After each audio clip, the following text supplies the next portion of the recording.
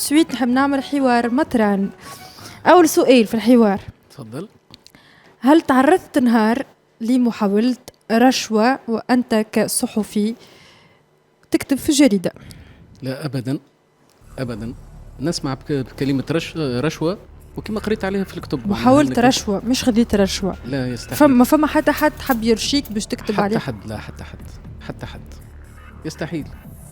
يعرفوني، يعرفوا مبادئي، ما يتجرأش. لأنه كان واحد باش يقول لي كذا وكذا نجم نقول له برشا كلام مش في بلاصته ونوريه قدره. لأنه اللي يعطيك رشوة استنقص من قيمتك وقيمته ناقصة.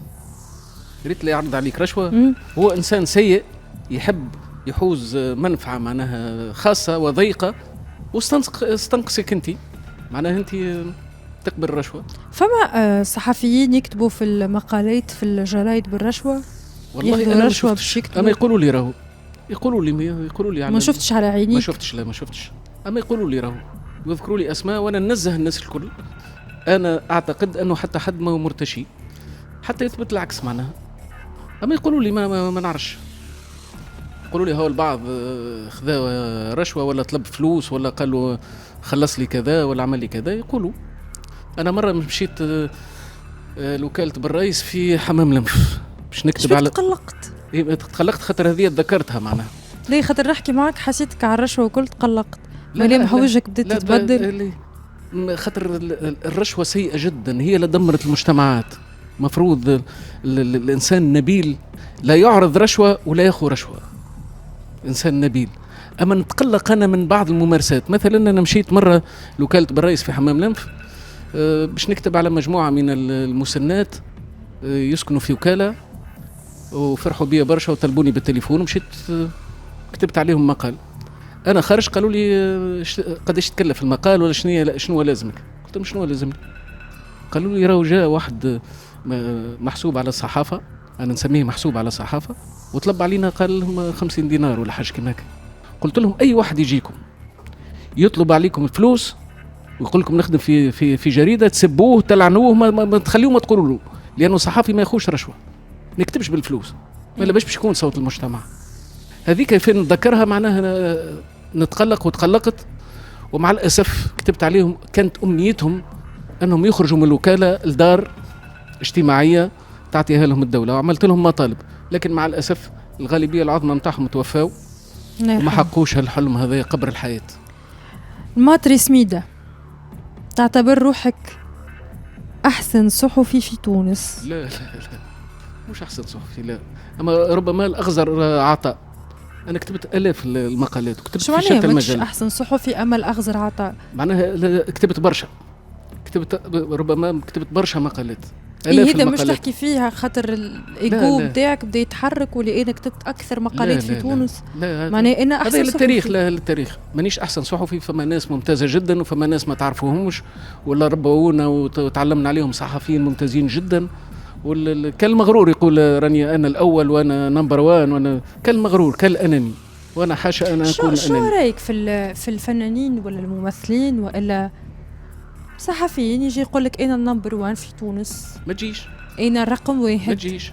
أنا أحسن واحد. لا، نقول له من أنت، نقول له من أنت بكل ما في الكلمة من معنى.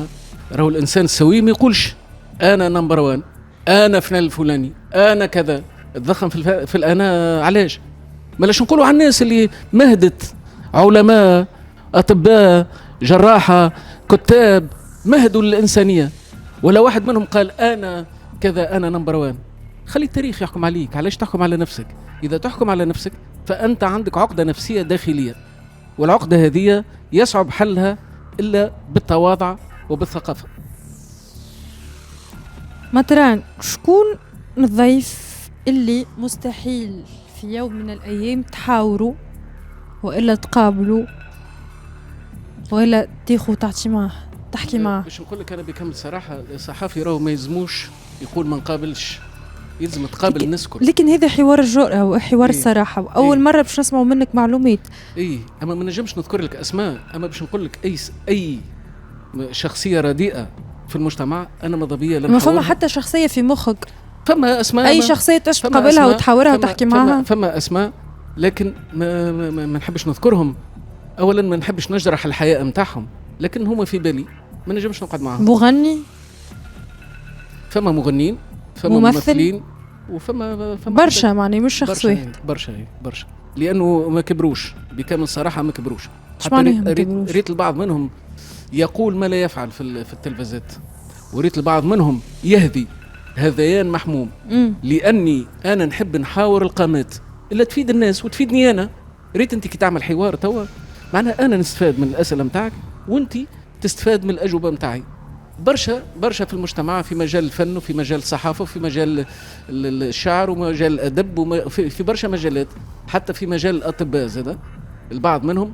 انا اتاسف للشيء اللي وصلوا له، اتاسف لانه فما مهن تفيد الناس، تهز المجتمع. احنا ما هزيناش المجتمع، احنا النخبه متاعنا في جانب كبير منها دمرت المجتمع، لانه افكاره ذاتيه وشخصيه ما تفيدش الناس. هو يحب يحل العقد متاعه على حساب الناس، يبدأ ينظر على الناس. انا نأمن بالاختصاص. فما شكون طلبت منه حوار طلب عليك فلوس؟ حوار تلفزي، حوار حتى في الجريدة، فما مثلا فنان ولا ممثل يقول لك باش تعمل لي حوار تخلصني؟ لا ما قالوليش. باش شنو رايك في الفنانين اللي يطلبوا فلوس؟ المفروض الفنان يقدر الصحافي اللي هزوا للنجومية ولا كتب عليه جيدا، يحترم مهنة الصحافة، ما يطلبش فلوس. يقول لك انا ما تشيخ، لا علاش نجم نعمل لك حلقة طيارة باش. ايش قلت لك؟ انا قلت لك الصحافي ما يلزموش يطلب فلوس، فما مهن ما يلزمكش تطلب منها فلوس. باش تغني في مهرجان غني بالفلوس، اما شنو معناه صحافي باش يعمل لك حوار في التلفزة وفي الواحد تطلب عليه فلوس؟ شنو معناه؟ وهالحوار هذا اللي بالمال شنو معناه؟ شنو ما قالوا؟ حوار على المقاس وحوار لغايات خاصة جدا. يبدا نجم كبير، ما نجم عربي نجم تونسي يقول لك انا حضوري فقط ما تشيخ. لا حتى نجم كبير انت في يوم ما كنت صغير. في المشرق في مصر ياخذوا فلوس، غلطة كبيرة. يمشيوا للبرامج اللي ما يخلصوهم. غلطة كبيرة صارت لي مرة. غلطة كبيرة. مفروض الفنان يكون مثال ويحرص على انه يحضر في البرامج التلفزية والإذاعية. حتى في تونس راهو حتى في تونس شكون يحضر. يقولوا لي ما تجيش، انا حسب رايي ما تجيش، ما كنتي استغنيت ولبس عليك وصورتي الى اخره. شنو في حوار الصحافي معناها يلتجئ لك في حوار اللي كنتي وباش يحطك في الصوره من جديد تاخذ عليه فلوس. هالمعاملات الماديه هي اللي دمرت المجتمع، دمرت الفن ودمرت الثقافه ودمرت الاعلام ودمرت برشا حاجات. وشنو كل حاجه بالفلوس؟ علاش؟ وفين الوفاء للناس والجمهور؟ كي ما تحاوروش انت النجم الكبير ولا النجم المتوسط ولا الصغير، ايه كيفاش باش يظهر قدام الناس؟ ما باش يفيد الناس. مثلا شكون الممثل اللي كي تتفرج فيه تقول له يزيك ارتاح؟ والله ماذا بيا انا نقول لك على اسماء، اما كما قلت لك انا علمني نوفل حاجه، قال لي مطران ساعات تجبد اسماء، ومن حقك باش تجبد اسماء في اطار الجرأة، لكن باش تقعد تعاني بقية حياتك، لأنه الناس ما وصلتش لمستوى النقد أني كي نقول رأيي فيك ولا في سينادر يقبلها برحابة صدر. الغالبية العظمى اللي في هالنجوم ما يسمى بالنجوم بين ظفرين ولا من ذوي شهرة الصدفة، الغالبية العظمى متاعهم يحبوا على النقد البناء. شنو النقد البناء؟ أنا والله المفهوم اختلط في ذهني. شنو معناه نقد بناء؟ أني نشكرك، أنا نقول محلاك، تقدم في التفاهة نقول لك ما شاء الله عليك، وهذا ما يجيش. احنا علاش ما ارتقيناش ما تقدمناش؟ لأنه ما نقبلوش النقد.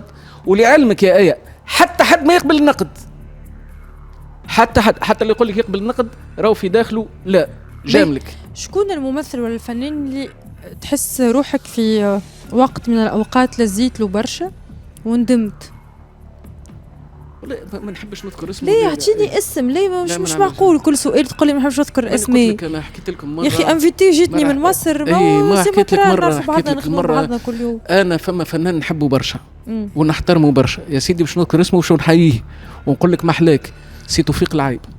هذا الفنان لزيت له في يوم من الايام مره لا كتبت له بمحبه زايده لدرجه اني قلقته كلمني في التليفون واعتذرت له وقلت له راني نحبك وانا نحبك يا سي توفيق، واثبتت انك ممثل كبير جدا وسي توفيق العايب، وهو ممثل. تحيه ليه.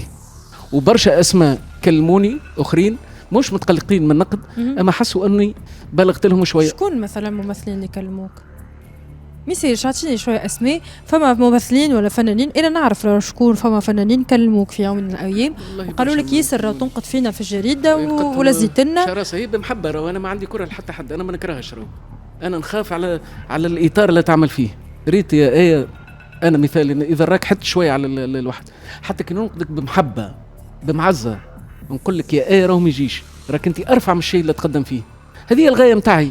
اما الكل اصحابي راهو كل اصحابي. ممثله اول عام خدمت فيه مع نوفل تقلقت برشا كي سالتها شو اسمها، تقلقت شويه من، سامحني نسيت اسمها ولا نسيت اسمها،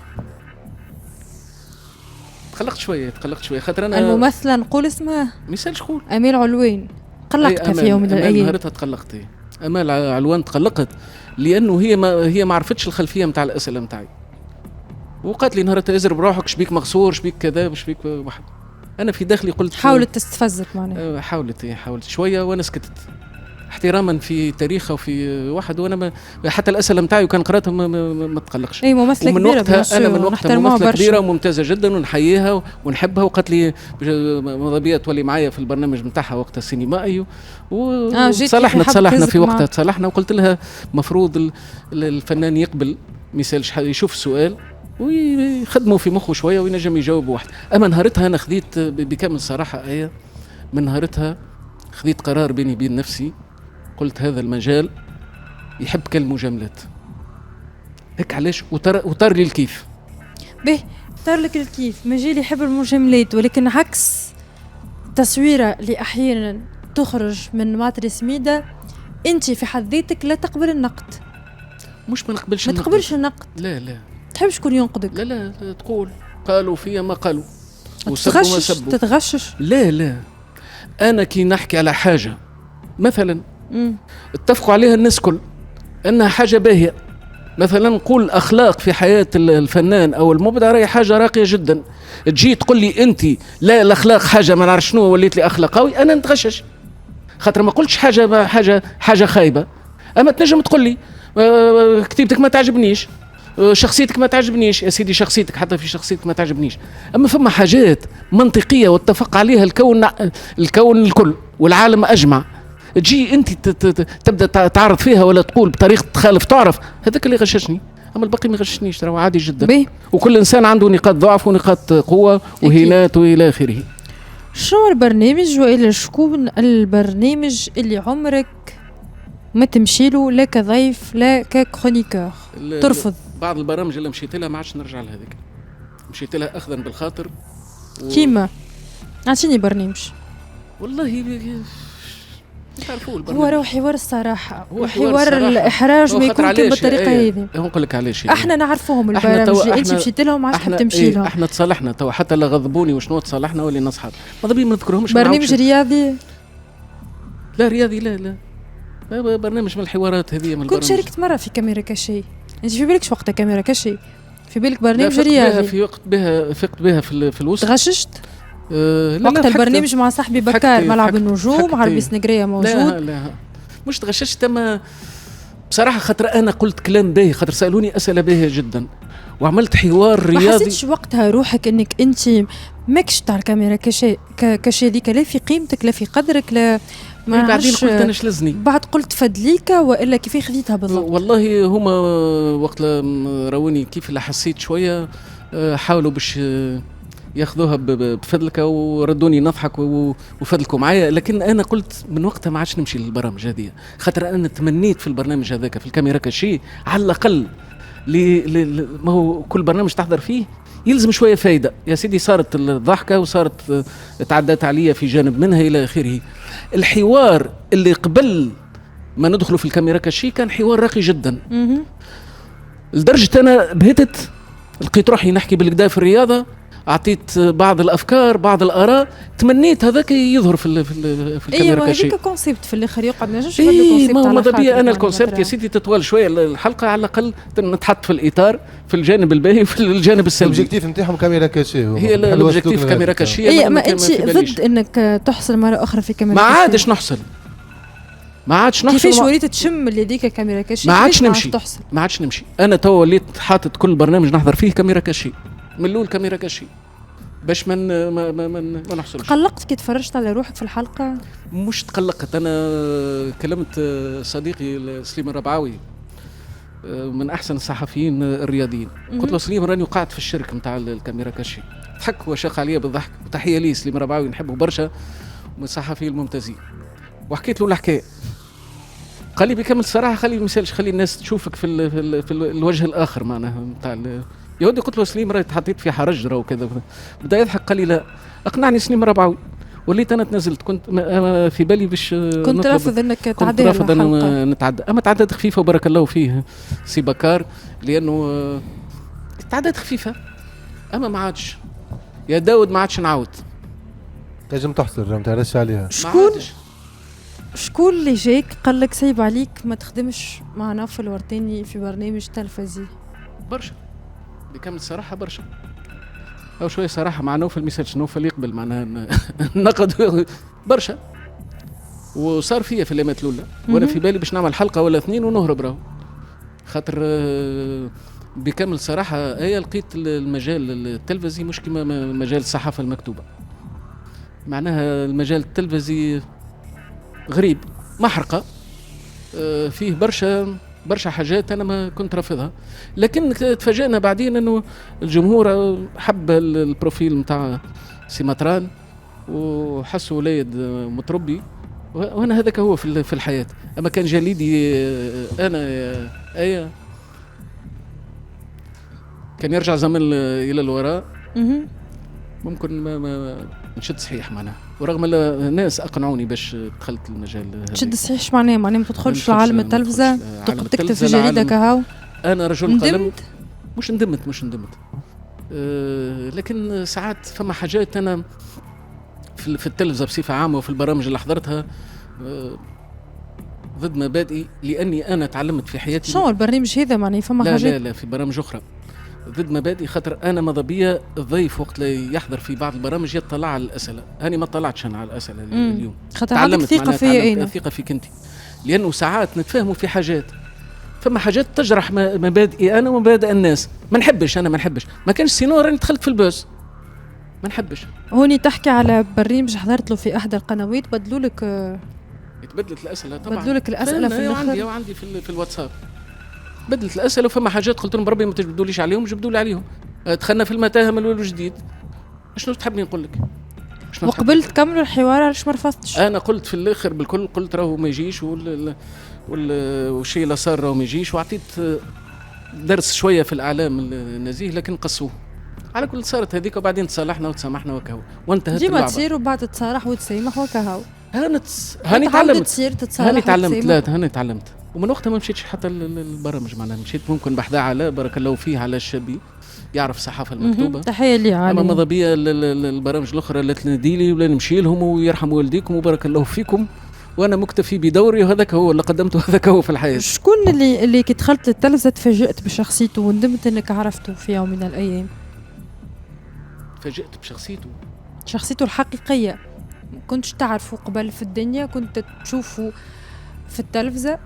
ايوه كي دخلت للتلفزه تفاجأت بشخصيته وندمت انك عرفته. لا العكس، صار لي العكس.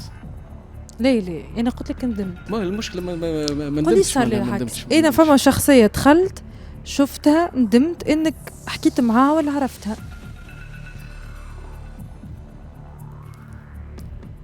والله ما نتذكرش، كان ذكرني هات تو نقول لك صحيح ولا كان عندك اسماء هات. اما فما ناس بصراحه كنت واخو عليهم فكره ماشي هي، فهمت، واكتشاف بالنسبه لي.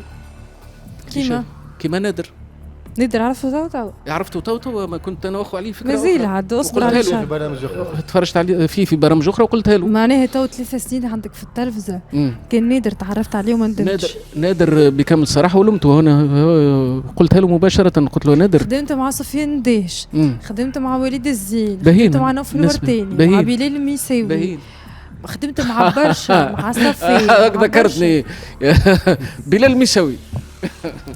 بلال شبيه؟ تفاجأت بشخصيته؟ لا تفاجأت بشخصيته الباهية، مش الخايبة. ندمت انك عرفته؟ لا لا لا ابدا ابدا ابدا. انا ما ندمش في العلاقات، اما كي واحد يلز لي نخلي مسافة او انسحب او لومه بلطف. والانسان ذكيه ايه كي ما تعجبوش حاجه ينسحب منها واضح بدون ما يجرح الناس. شكون الصحفي اللي تقول له انت شواهد صوره الصحافه في تونس يزي؟ كل صحفي مرتشي نقول له راك شواهد الصحافه في تونس. بالطبيعه ما عندكش اسم. ما عنديش الاسم مضبيه، لا انا مضبيه نروي لك فضولك في الاطار هذايا، لكن قلت لك انا نزاه من الناس كل، اما كل صحافي عمل حاجه سيئه في الحياه نقول له يزي. مستمتع بالشهره؟ الشهرة كنت نسمع أنا في بعض الفنانين وبعض المشهورين يقول لك متعبة. الشهرة جميلة جدا كي تأثرها وتوظفها، والشهرة قربتني من الناس. أنا حياتي كاملة نكتب على الناس وعلى مشاكل الناس، لكن وليت نقابل الناس. الشهرة توظفها في الباهي، تاخذ بخاطر الناس، تحسن الإصغاء للناس، تتواضع للناس. أما إذا باش تكون مغرور على الناس ولا ما تسمعش الناس ولا تليفونك ما يعرفوش غالبية الناس، بئس الشهرة وبئس النجومية، لأنه يدوم حد شيء في نهاية الأمر. أنت شغلت ساعدك يا فاعل الخير. هذيك هي حياتي. وصدق يا آية طوال حياتي والحمد لله لا فكرت نكتب بالفلوس ولا خذيت رشوة. وشنو المقابل متاعي؟ يرحم والديك. يعطيك الصحة سي مطران. كاين هذا حوار مطران. ميرسي بوكو. كمل الحوار. يعطيك الصحة. كمل الحوار. لا بس الأسئلة متاعك ممتازة جدا، بارك الله فيك. صفت على خاطر نحبك. تعذروني في عدم ذكر الأسماء، لأنه كما قلت لك الإنسان يتعلم. كنا قبل نذكره حتى في الجريدة ونكتبوا بالاسم، لكن برشا ناس باهية في الحياة نحاولوا نشوفوا الجانب المضيء فيه مش الجانب الخايب، لأنك كي تقولوا بارك الله فيك يا آية خير من لا تسبوا.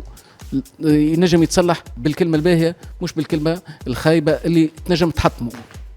نقدر حذر روحك حتى انت عندك حوار ان شاء الله بعد 3 سنين تو نعمل لك حوار. بعد 3 سنين تزيد تتعلم اكثر، تزيد تاخذ خبره. رفضت مثلا الحوارات في البرامج الاخرى، رفضت ما عندي. تزيد تاخذ خبره اكثر، تحس روحك هكا امبليكي اكثر في البرنامج. انا نحاول في النجوم عندي عوام مثلا ما نحكيش ما ينجمش هذا اللي كان يحكي فيه سي مطران. يقول لك انا ما نحبش يكون يقول انا عملت وانا نمبر 1. ما زلت ما عملت شيء. عملت 180 حوار، ما زلت ما عملت شيء. حط ساقيك على القاع.